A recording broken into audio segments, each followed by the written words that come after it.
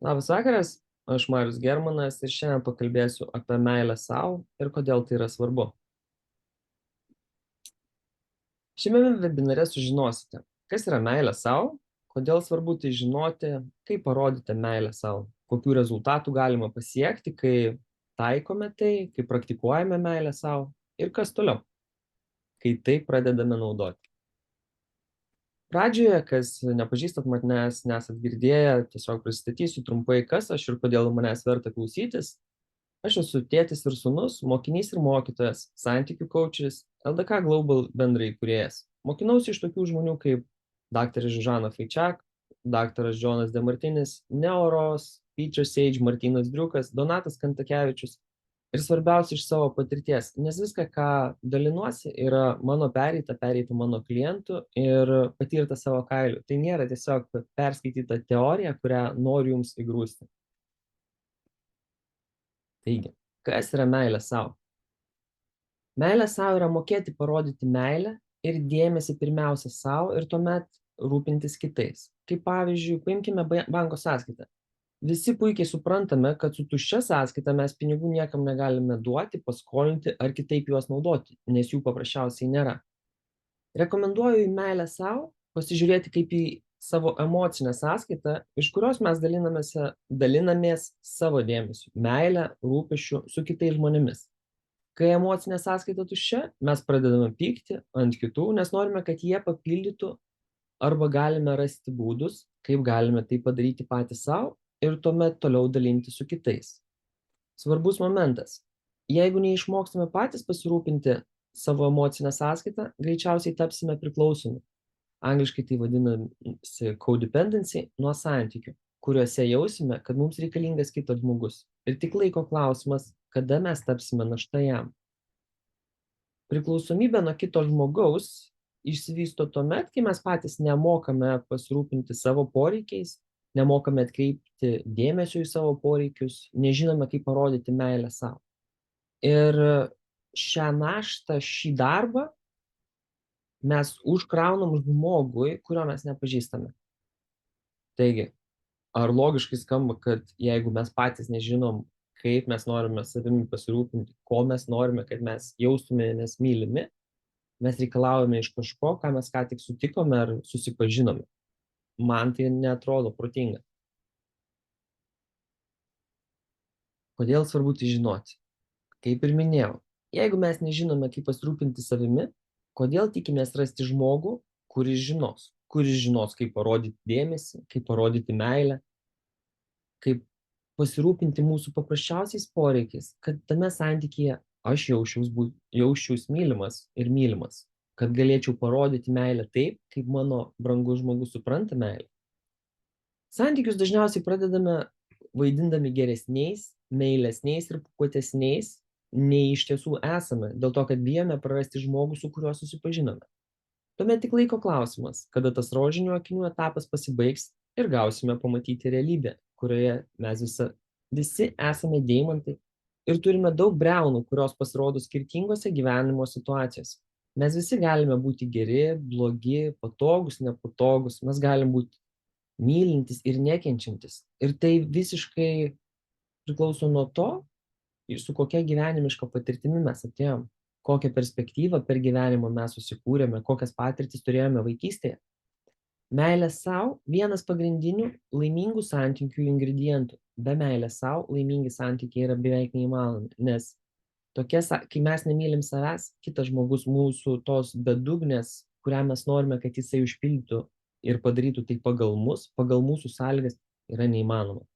Taigi santykiai, kad jie būtų gausūs, kad jie kiltų iš to, kad mes dalinamės savo geriausiais vaisiais, savo geriausiais pasiekimais, savo meilę, savo rūpesčių, ar tai finansinis, ar tai emocinis, ar tai dvasinis ryšys, tai turi kilti iš to, kad aš pats moku pasirūpinti savimi ir iš gausos aš noriu pasidalinti savo gyvenimu su tavimi.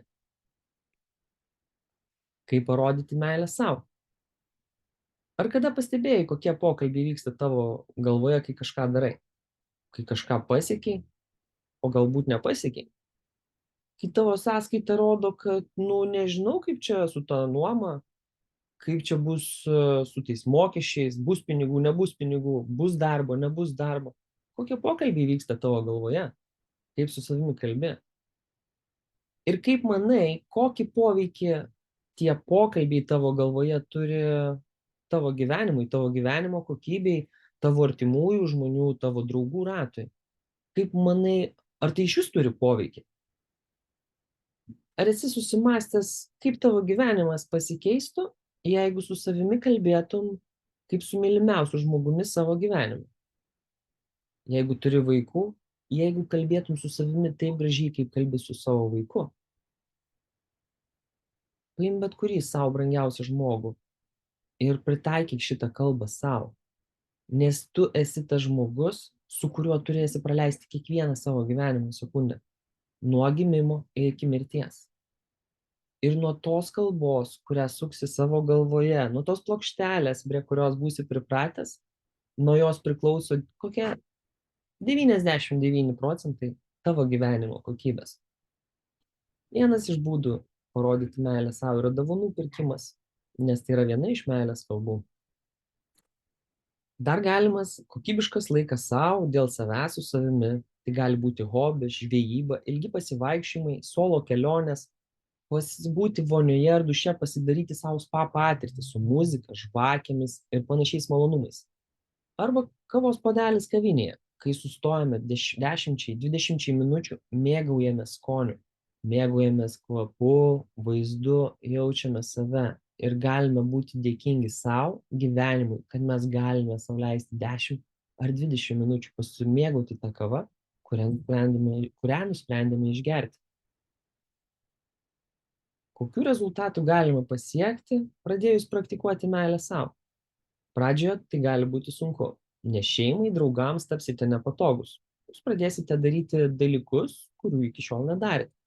Tapsite kitoks nei buvote ir tuomet yra svarbu pereiti šią stadiją savo dėl savęs, nes tik nauji elgesio modeliai gali atnešti naujus rezultatus gyvenime.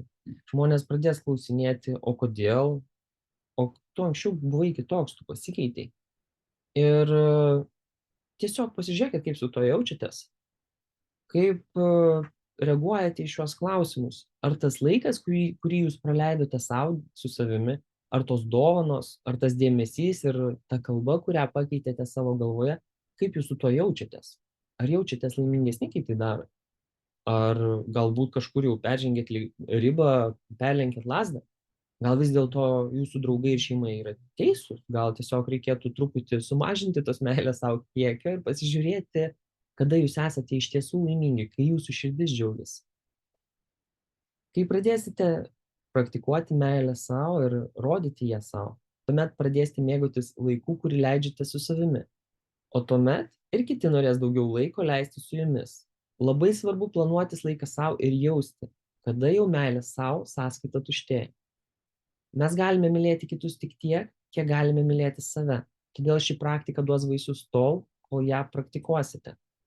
Yra labai paprasta pradėti praktikuoti, pasijausti geriau ir tuomet dėl draugų, šeimos ar pažįstamų grįžti prie senų elgesio modelių, dėl to, kad mes pasidarėme nepatogus, nenorim kelti bangų, norime, kad mūsų artimieji jaustųsi patogiai.